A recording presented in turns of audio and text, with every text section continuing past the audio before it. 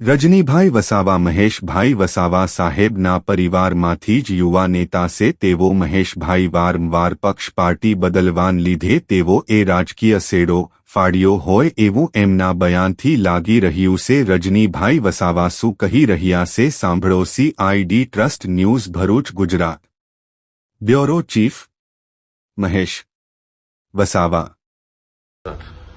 24 કલાકના ધરણા બાદ નાઇટેક્સ કંપનીના કામદારોને જે ન્યાય મળ્યું છે એમના માટે કામદારો વતી આપણા લોકલાડીલા ધારાસભ્ય શ્રી ચૈતરભાઈ વસાવા સાહેબનો અમે આભાર વ્યક્ત કરીએ છીએ। ત્યારે આવતીકાલે એક સમાચાર મળ્યા હતા કે આદરણીય મહેશભાઈ વસાવા જે કોંગ્રેસમાં જોડાયા છે એ કોઈ નવી વાત નથી। દર ઇલેક્શનમાં એક પાર્ટીમાં નવી પાર્ટી જોઈનિંગ કરે છે। ત્યારે હું એમને કહેવા માંગીશ કે તમે જે કોઈ પાર્ટી કરશે જોડશો એમાં કોઈ ફરક નથી પડવાનો, કારણ કે લોકોની ચાહના અને લોકોના દિલમાં ચેતરભાઈ વસાવા વસી ગયા છે। ત્યારે તમારે પણ સ્વીકારવું પડશે અને દરેકે સ્વીકારવું પડશે। ત્યારે એક સમય હતો જ્યારે આપણા આદરણીય છોટુ દાદા જેમના આગેવાનીમાં ભરૂચ જિલ્લો, નર્મદા જિલ્લો જ્યારે પણ કોઈ પાર્ટીએ સરકાર બનાવવી પડતી હોય ત્યારે કિંગમેકરની ભૂમિકા ભજવતા હતા।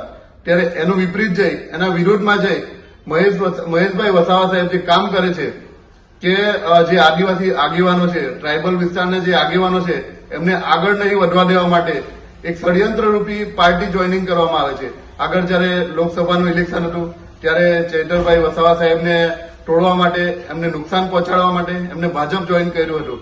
ત્યારે હાલ તાલુકા જિલ્લાની ચૂંટણી આવી ત્યારે નવા યુવાનો અને આદિવાસી સમાજના લોકો ચૈતરભાઈ વસાવા સાહેબ સાથે જોડાયા છે। ત્યારે એમને આગળ નહીં વધવા દેવા માટે, એમને તોડવા માટે એમને કોંગ્રેસમાં જોઈનિંગ કર્યું છે।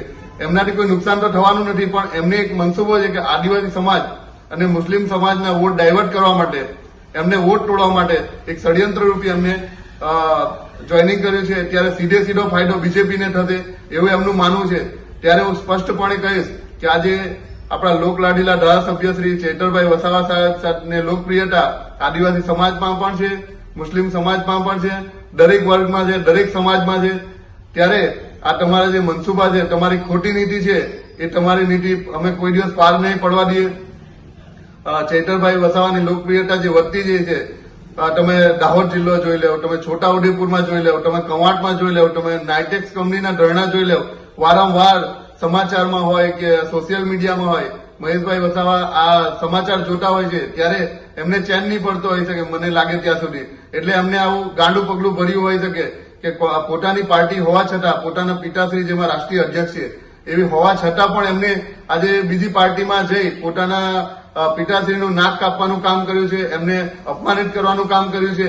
ત્યારે હું સમાજને અને પ્રજાને એક જ વસ્તુ કહીશ, જે એમને પોતાના પિતાજીનું નહીં વિચાર્યું, પોતાના પિતાના નહીં થાય એવા લોકોને, બીજા સમાજના કે સમાજની લડતને કોઈ દિવસ એ લોકો સફળ નહીં થવા દે। એ લોકોનું ખાલી અંગ્રેજો જેવી નીતિ છે, ભાગલા પાડો અને રાજ કરો।